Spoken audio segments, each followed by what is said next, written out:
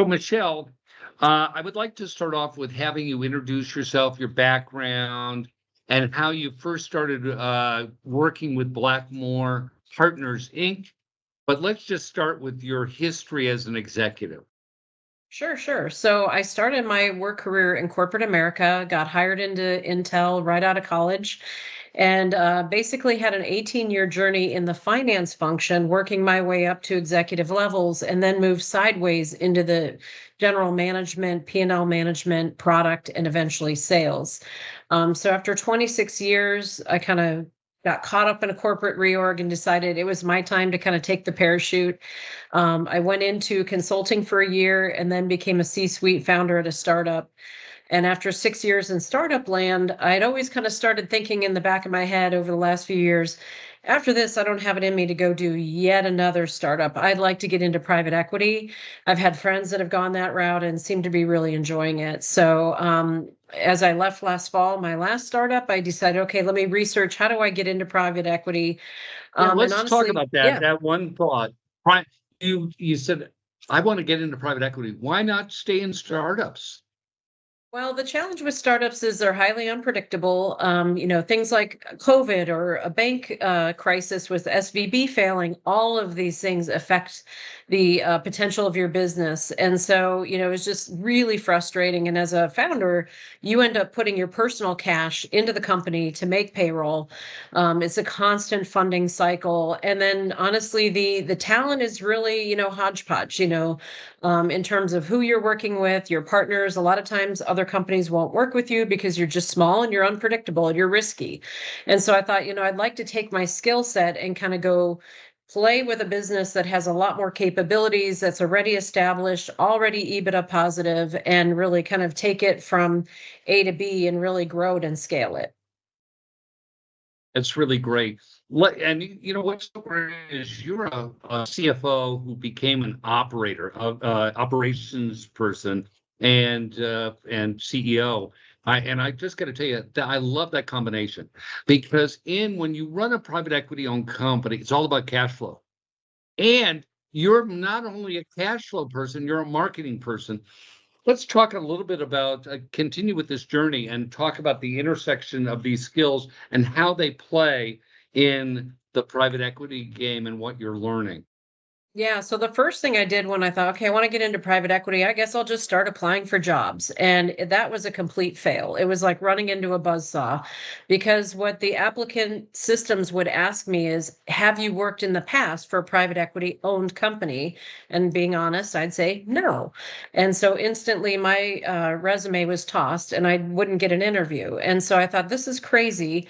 What I did learn was there are avenues like Blackmore Partners, and I eventually landed on Blackmore's the one for me because what I liked is it's a CEO centric model. It looks at the individual and says, Michelle, what are your passions? What are your strengths? What are your skills? Go develop a deal thesis that you're passionate about, that we will then help you with matchmaking to get the funding partners from private equity firms or family offices, and then basically advance that thesis, go find the targeted companies, acquire them. It is a long play. And what I kind of had to counsel myself in is, okay, I'm making a commitment to myself that I'm going to enter into this journey. I don't know what's going to happen. I'm going to follow it for a year or two. But in the process of following that journey, I'm going to be picking up really valuable skills that are useful in many careers. And to pay the bills, then what I will do is I'll consult again, which I can certainly do. I just didn't find that hugely rewarding because half your consulting clients don't follow your advice. So for me, it's just a bit frustrating to feel like you did all this hard work telling them, here's the outline of what you need to go do to be successful. And they say, thank you, pay you, and don't do anything. And so, I didn't want to do that for the rest of my life, but I was like, I can do that for a year or two to fund my journey on the PE path, and work with a partner like Blackmore that will give me the exposure and the introductions to the people that I don't know yet that are going to teach me a lot, but also open doors for me.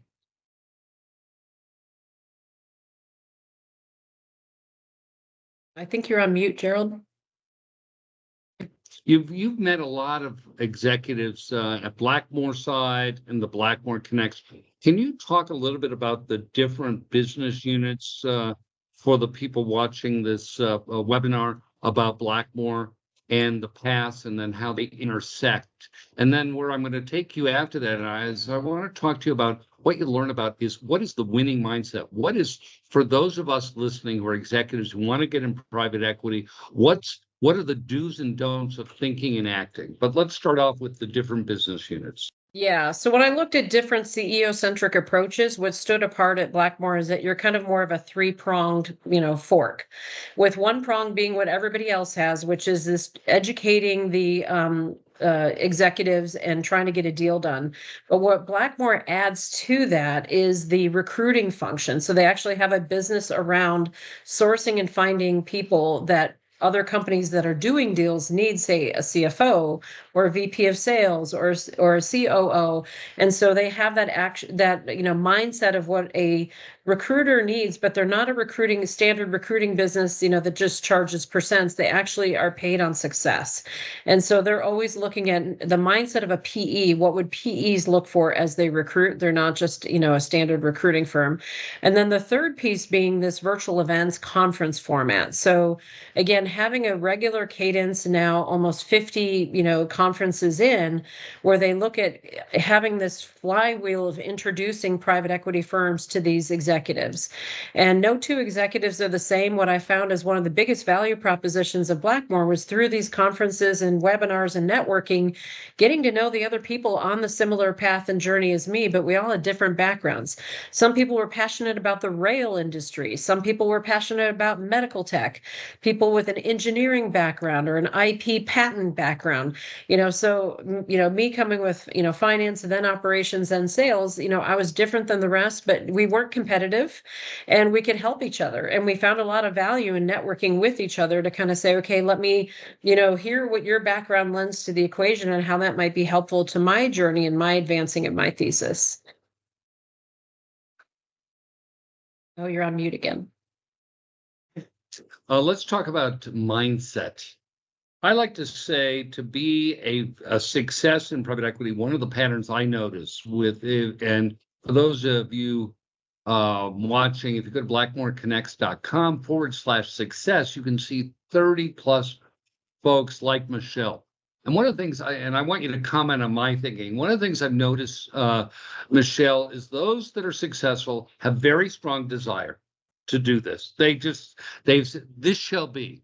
And they have faith, and you described it. I know it's going to take time. I don't know where it's going to end, but I want to do this because being a W-2 wage slave is not an option. I don't want to go back to the big corporate world. I want a piece of that life-changing equity.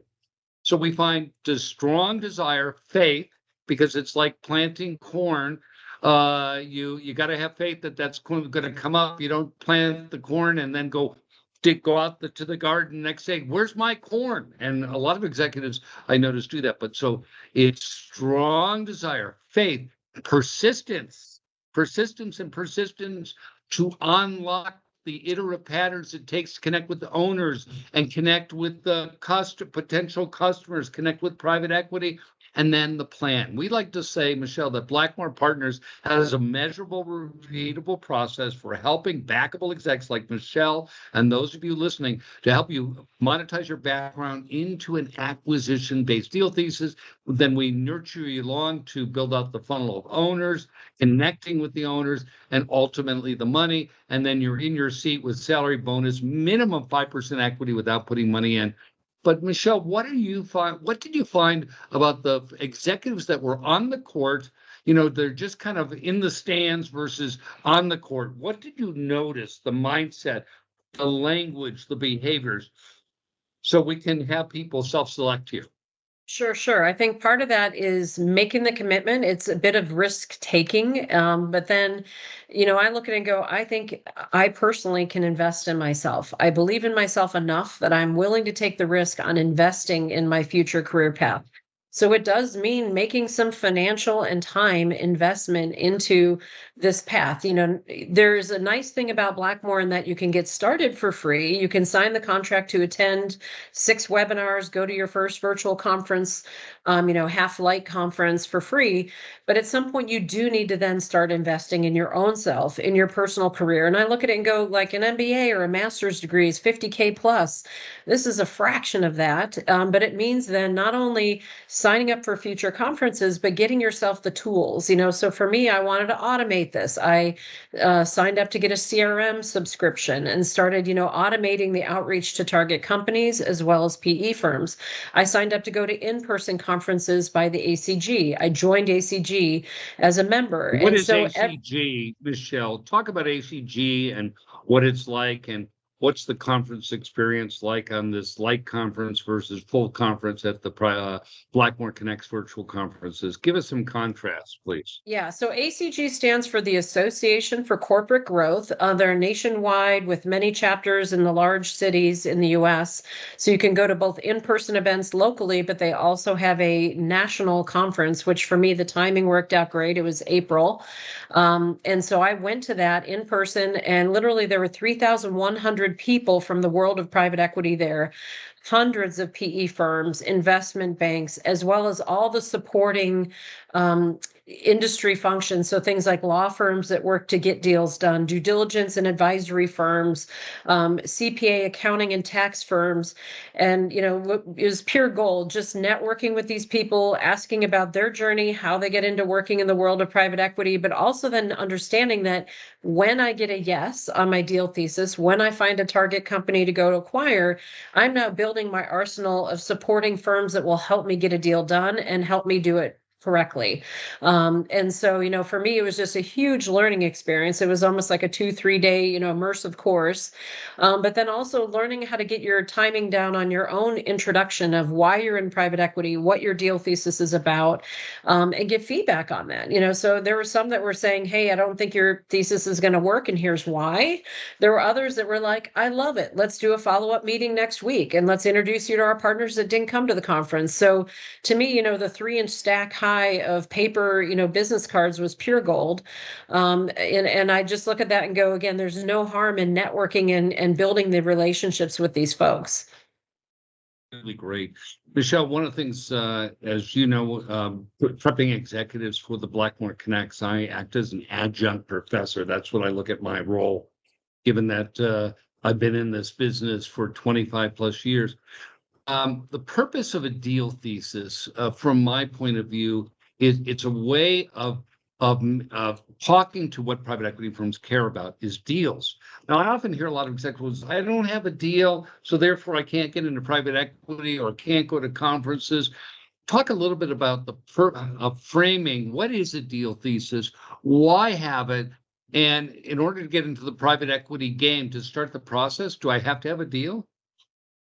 I think for me, it's a door opener. It's almost like a creative writing exercise to say, I'm going to take a little bit of a risk, put an idea out there. Because again, what the private equity firms want to talk about is a deal, and they want to see your thinking. They want to see, is there any kind of industry research, literally a 10-minute Google search, trying to tie in some of the sizing of the market and the opportunity you're looking at. For me, I had picked fintech, which is such a big market. I needed to narrow that down into specifically, here's the type of deal I'd want to do. For me, it was a portal in the payments and healthcare space.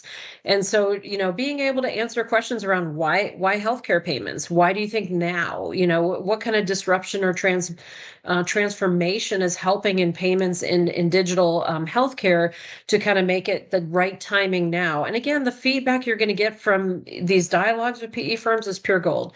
So I'd always say it's just like building a business model in a startup land where you put your lean business model canvas out there. A little bit different formatting here, but it's the same kind of approach where you're now through these discovery interviews with PE firms going to learn a lot about your thesis and pivot it over time. And for me, what it meant was, because I've had a diverse background in lots of different industries, Don't just have one, come up with 2, 3, 4. I was actually giving myself the homework assignment that by my June conference to have 3 deal thesis available to talk about, so that I would broaden my network of PE firms and the type of, because they're following an investment thesis where they look at particular industries and they again have networks and domain experience in certain industries. So the more of these deal thesis I have worked up, the more matches I'm going to get, so to speak. So again, it's a little bit of risk taking to trust the process and follow it. But I go, it's kind of like any kind of sales or biz dev experience where you got to say, hey, the process has been defined. I'm just going to follow it and keep turning that crank, because it's not 100% yield. I should not expect 100% yield. But in this, I'm going to learn on the ones that keep advancing on why they're advancing, and there's value in that. Really great. So it makes me think about the funnel. So Michelle, one of the things, I talk to 200 of you a month at least, first meetings, right? Because I'm a missionary. Some people are missionary for God. I'm missionary for God and private equity. And as a missionary, I want to convert people into getting involved, having the faith. We'll provide the plan, but you're the you're the boots on the street. And we talk about, you have to have a funnel of owners. You have to have a funnel of potential customers. You have to have a funnel of PE firms. We say about 200. The average executive that I meet when they're coming into the top of my first meeting, they've met over their whole lifetime 5 to 10 private equity firms. Okay. And if they're interviewing, they might tell me, well, I'm interviewing with 2 PE firms. I think I'm top on their list, so I'll get back to you if I don't get the job. Can you talk about the funnel and private equity, some of the criteria private equity executives who want to get into private equity, whether it's with the deal thesis route or it's the outreach route, about the what private equity is like and why you need a big funnel? We say a minimum 200 who are in your wheelhouse. That means they invest, they like your space, your industry. Go ahead, Michelle. Yeah, so private equity firms are going to basically be living off of their management fees. So they have got to be super focused on their expenses, but also focused on their time, because that management fee is typically like 1-2% of the assets that they have under management. They have a very limited staff. And so today, their biggest challenge, and I always try to put myself in their shoes, their biggest challenge is just they can only get so many deals done. Let's say that because of their staff, they can do maybe 30 deals a year. By tapping into a model like Blackmore, they can maybe do 35, 40 deals a year, because yes, they're getting more opportunities brought to them by backable executives that fit their wheelhouse, fit their niche. And, basically they can invest in that and deploy more capital. That helps them spread their risk, because this is for them a portfolio game. They know they're not going to have 100% yield on every company they invest in. They're not all going to exit at the same time at the same multiples. And so they're looking at it for how can we diversify ourselves, spread our bets with many more bets across this industry. That said, they're not going to start doing bizarre thing. If they're focused on ag tech, they're not going to get into fintech. So this is again where the BlackmoreConnects really gets into the process of matchmaking what's their investment thesis with what's the executive's deal thesis. So yeah, for me, it was really just as we're working a funnel, they're working a funnel. And what you're really trying to do is find that intersect of the two. Well said. Let me add some color here. So Michelle talked about doing 30 deals a year. The majority of those deals are add-ons for current portfolio companies. A typical private equity firm, if they have 300 million, they divide that by 10 platforms. And they may go, okay, we want to do for each of those platforms 3 to 5 add-ons or more a year. So private equity firms, typically a $300 million fund and bigger, they might only have 15 people. And private equity knowledge is very specialized knowledge. It's not like they can plug in an AI machine, at least today, and everything I'm hearing from the folks in AI.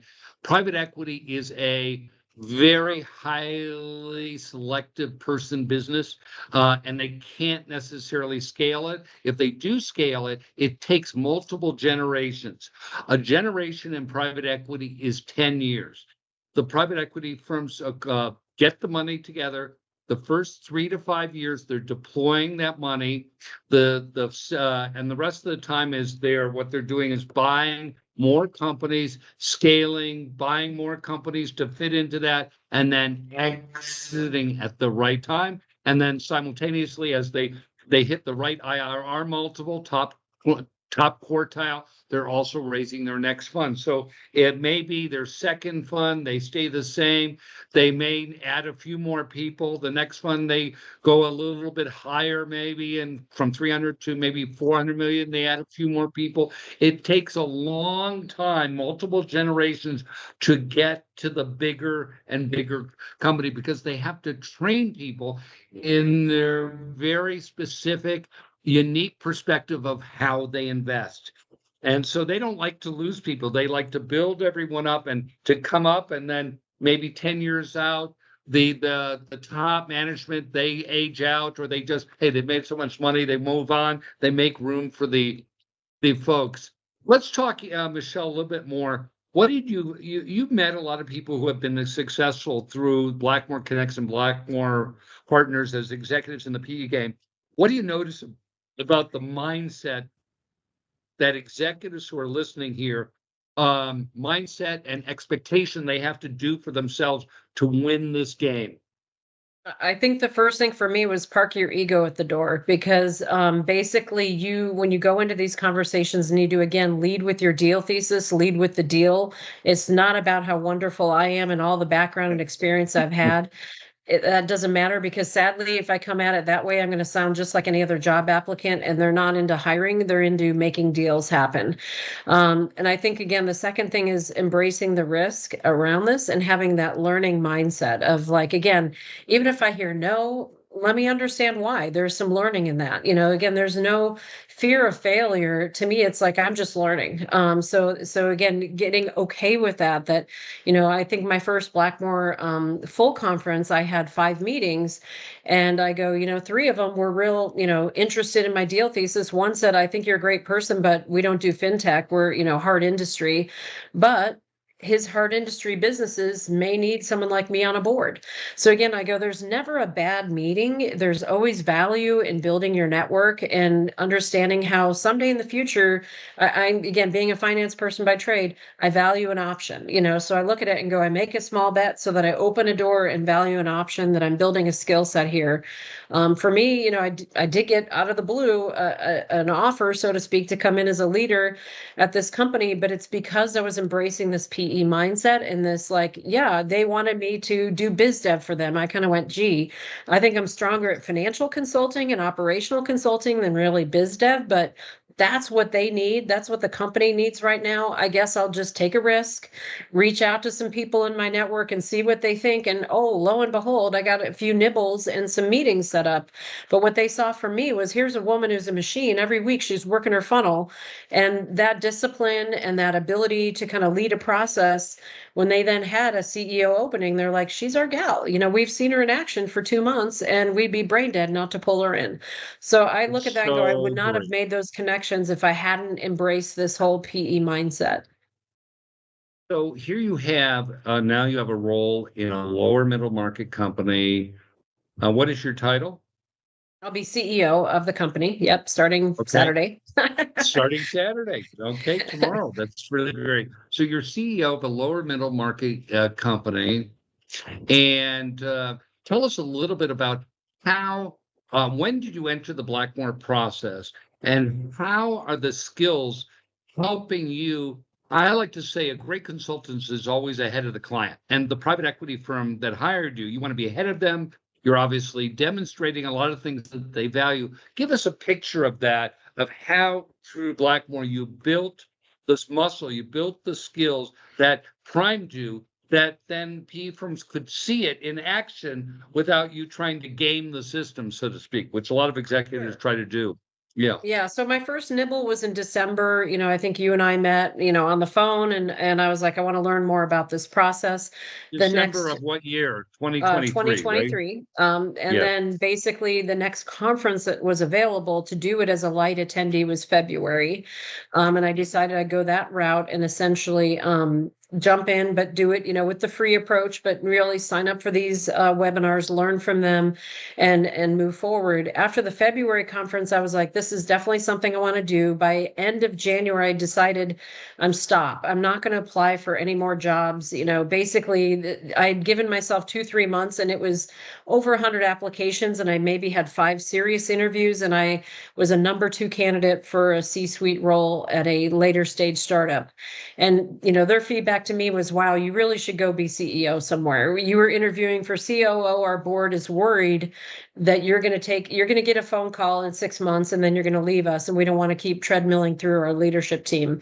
So I took that as a conk on the head, from fate, to like believe in myself, and what they're seeing in an interview process is I should really go do this. Again, jump in with Blackmore, believe in myself, invest in myself. So I bought the conference passes. I bought enough that I would get access to the premium tools like PitchBook, because what I was seeing Talk from about the PitchBook. early Talk about PitchBook. What is that? Why is it important to executives listening? And how much does it cost retail? The Yeah, PitchBook. so if I wanted to on my own as say a consultant or take the path on my own, I think it's over $7,000 to get a singular seat for PitchBook. By joining the Blackmore process and getting in, I think I had 5 conferences or more, basically got Blackmore's access to PitchBook through their data science team. And what I was seeing early on, from prepping for the April conference, was that I was already getting access to SourceScrub and Syndex, and those data pulls for my targeted audience of companies to go acquire was far better than what I was getting from a DB Huber's database. So I looked at that and said, to me, again, I'd rather use my time efficiently and wisely, because again, reminder, I have half the time or more, I got to be doing billable hours consulting. So my time is worth money. I need to free up enough time to work on my PE process, but also have the 50 to 60% of my time on billable hours with clients so that I can go do this correctly. PitchBook is the best data because it's basically a very large company, but they keep their data maintained.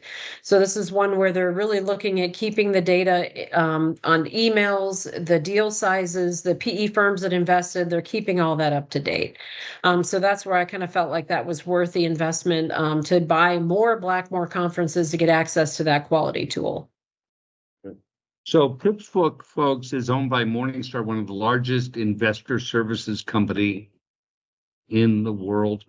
PitchBook, there's all different versions ranging from, I think, the 7K as an individual. I think the average, I don't even know if that version is available anymore, but I know that the version Blackmore uses has tens of thousands of industry reports. It has every private equity firm, who did the deal, who's on the board, what are their phone numbers, what are the emails, who are the law firms, who are the accountants on the deal. So it's a robust marketing database. So I like to say, if you want to be a board member in private equity, if you want to go to work for a private equity firm that's going to appreciate you, you got to find PE firms that invest in your sector. And if you try and use Google, we used to do it when we were trying to raise money for each deal. Who invests in LED or who invests in this? And Google would give us so much garbage. We just didn't have the time to sort it, put it into database, put it into an Excel spreadsheet, then try to. Oh my gosh, people would burn out doing it. We used to have 6 interns working full time trying to identify private equity firms using Google. There's too much noise out in the system. So in 2000, I think 13.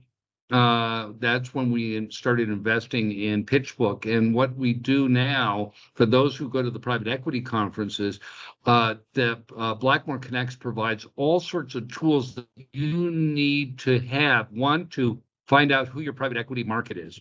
2, in private equity, what makes Michelle such a success is she mirrors what private equity firms do.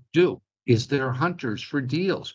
Michelle distinguished her as a hunter for deals, because in private equity, in anything in the lower middle market, the strategy these days is to get a platform, scale it, and also look to consolidate other players into your company and keep growing to consolidate it and then flip it.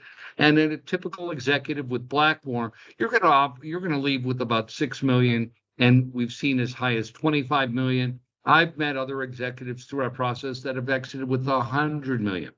And there's also opportunities to go with the next deal.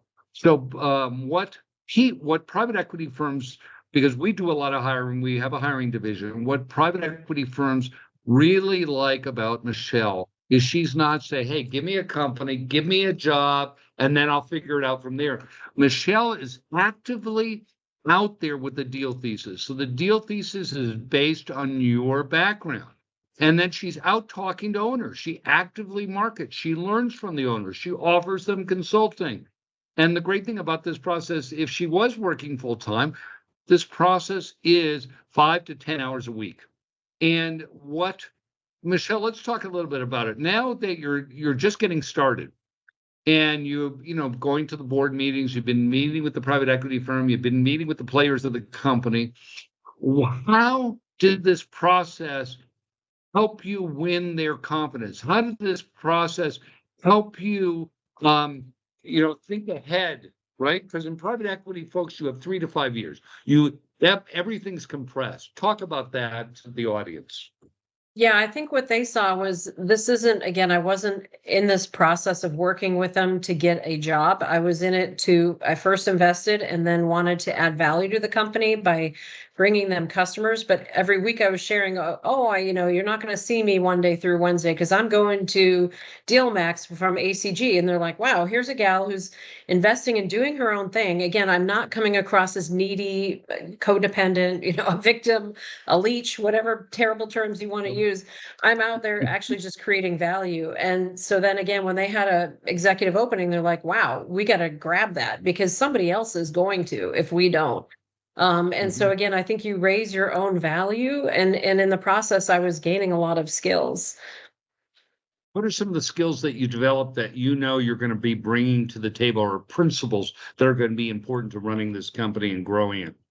I think it's an understanding more of the cap table. So again, coming from corporate America, we had a new product idea. We just got it approved via a PowerPoint in a meeting, and somehow the cash showed up for us to do things. We never had to think about the structure of how much of this investment should be debt, how much should be equity, what kind of return timeline are we on. Me going into this company now, I can both look at the strengths of what the company has today, which is an amazing operational capability.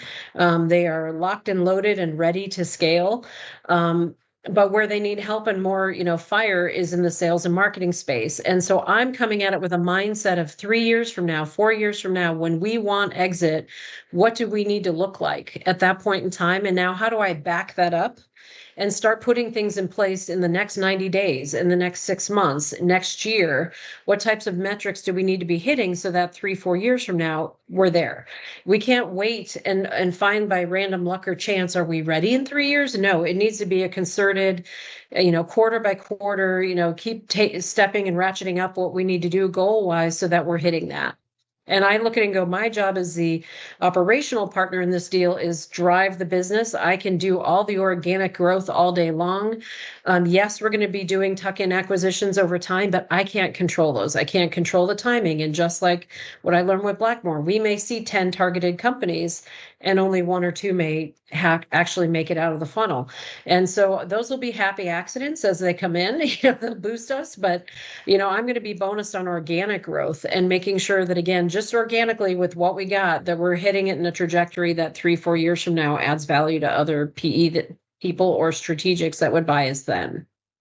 That's great. Well, what's so great in such a short period of time, 6 months in, you've gone from that corporate venture capital startup to really what we call the investor operator mindset.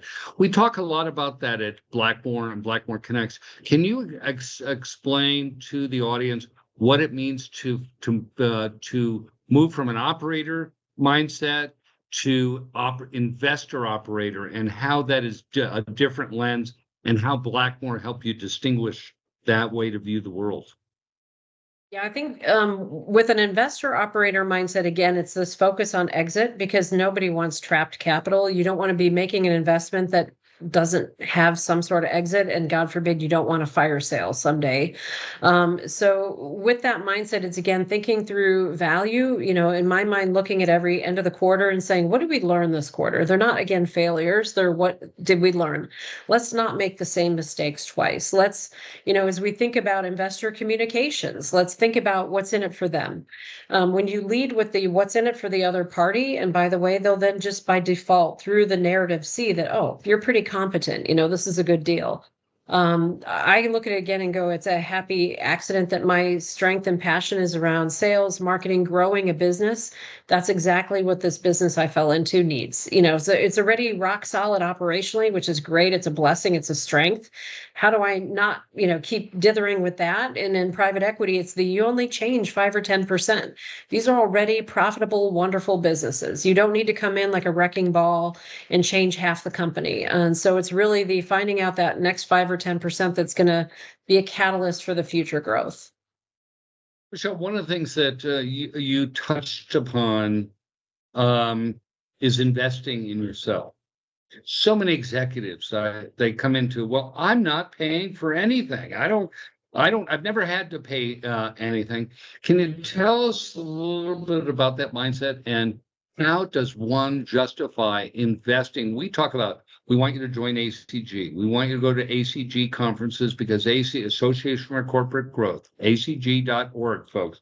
We want you to join that because that's where you go meet your lawyers, your accountants, specialized consultants and software vendors, everyone that are around the M&A successful exit, that group. Blackmore Connects is to learn the vernacular, to get connections with private equity because they bring them to you. It's to do many, many different things. How do these things fit together? And how do you talk to the audience who says, well, I don't invest in, I don't pay to play? Talk about that mindset. I'm sure you heard about it when you were with people. Yeah. I guess I get concerned because I go, if you won't invest in yourself, why should somebody else? And again, any new leadership executive opportunity, that company is going to be investing in you because you're going to need to learn and ramp up in that role. You're going to need to possibly develop or deepen your domain expertise. So any kind of hiring decision in the future, even if it's a bringing you onto a board role, they're going to have to integrate you and they're going to have to invest in you. And so again, thinking in their shoes, hopefully you're a quick payback, so to speak. Hopefully you're a quick learner. Again, I think if you're role modeling that you're investing in yourself, you're already signaling, I'm worth investing in. I'm a valuable asset. Sadly, I think if people aren't willing to invest in themselves, they're having an unwritten narrative, which is I'm ready for retirement. Put me on the bench. I'm not really wanting to play that much in the game anymore. Maybe I just kind of want to be a hobbyist, so that's fine. But I go, again, you're not going to get those really compelling roles because, by the way, being a leader in a private equity firm is not a luxury. Let's sit back and just lollygag around. It's hard work. It's a lot of chutzpah and muscle.